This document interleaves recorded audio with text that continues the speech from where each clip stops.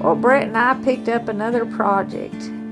We found a 1987 350 Honda Foreman for $350, and when we got there, I talked the guy down to $300. It ran really good when we went to look at it, and it started right up when we got it home.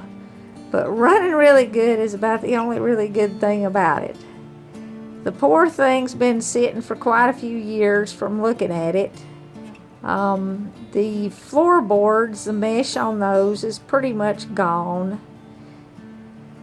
The plastic, every single panel is broke. You could see a missing louvered panel. It has been laced up with zip ties, all the cracks in it and breaks in it. So it looks like Frankenstein. Here you can see the brakes. The guy told us there was something wrong with the brakes. What was wrong with the brakes is there's the brake pad, that big pile of dust. We had to completely redo the back brakes. We had to get calipers and cables and brake pads and all kind of stuff. And we worked on the front brakes some, but we've still got some to go. You can see here that the plastic is dry rotted and pitted. So we had to fix all that. Brett's using a DA sander here to smooth out some of the pits. And here you can see just how bad the plastic is. There's pieces missing. Not just whole panels, but there's chunks gone out of it. And I used a plastic welder to fix that. I bought this fancy $60 plastic welder, best one Harbor Freight had. And guess what? It didn't work. It got too hot and it was just too hard to control. So what I did use was a $10 wood burner from Walmart with a flat iron tip. And I not only welded all the plastic with it, but I shaped pieces like this right here. And I also made that louvered panel that was missing just with that $10 wood burning kit and that flat iron. This is the gas tank. We had a leak, just a little drip, right after we brought it home.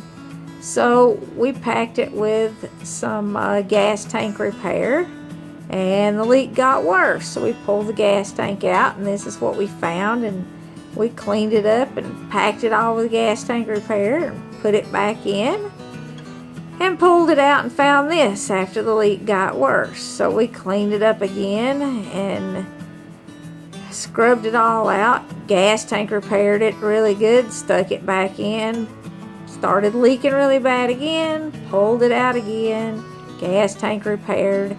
Then we brazed it after like the third time. Brett brazed the whole bottom of it, then covered it with gas tank repair, put it back in, and I'm going to save you a whole lot of time. If you decide to buy one of these and redo it, go ahead and spend the $300, $250, $300 on a replacement gas tank, because we spent a lot of time and it was a lot of aggravation working on that gas tank. Here you can see the floorboards. We completely took off the frame and got new mesh, which is about 10 times as thick as the original mesh that was on it. And Brett just tack welded it on there and then cut it off the correct shape and bent the edges all down, welded it a little better, and painted it. Brett had trouble shifting this because he has foot problems.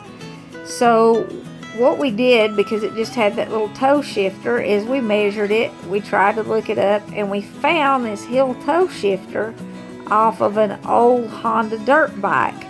The spline was right so it would mount up, but it was still a little long, so we had to cut it and kind of custom fit it.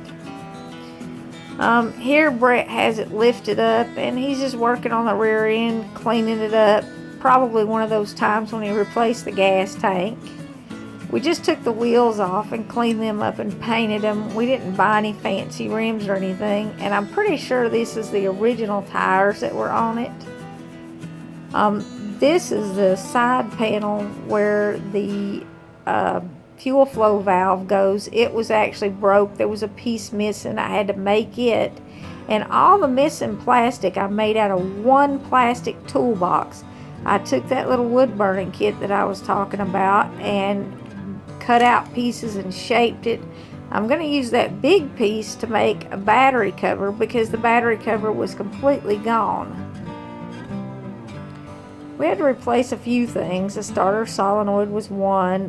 We put a new key switch in it too. I remember that because the key didn't work. That's the fuel selector valve. We had to replace the knob on that because it was just disintegrated. We of course painted it OD green because it matches our bug out fleet. And you know, it was kind of ugly. Well, it was really ugly. And the green looks really good. We added a tablet holder and a cup holder. We can use some high-tech navigation with it now. You can see the panel that was there, and here is the missing panel that I'm shaping just with that $10 wood burning kit there and the flat iron. And it didn't come out perfect, but it came out really close. And it did take some time. I don't know, I probably got 2 hours sitting there shaping that. But I think to order that panel, just that little panel right there, it was something like $150. So I can spend 2 hours playing with the wood burner melting plastic to save that much money.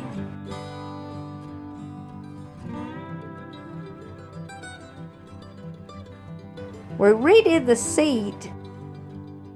You can see there how bad it looks. It was just gone. I used a Real Tree camouflage t-shirt from Walmart that I paid $5 for.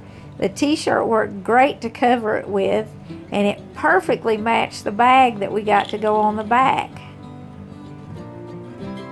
There's the new key switch. We added an aftermarket radio. It was just a little cheap Chinese radio that came with speakers. And it uses our MP3 player that we use on the motorcycle and stuff. But you can see it looks much better in OD green and without all the zip ties. I've welded up all the plastic. Bret's worked at all the rough stuff. And of course we added our World War II stars that we've got on the camper already. And we're going to put those on our Jeep Comanche and our Jeep Cherokee, just so everything kind of matches.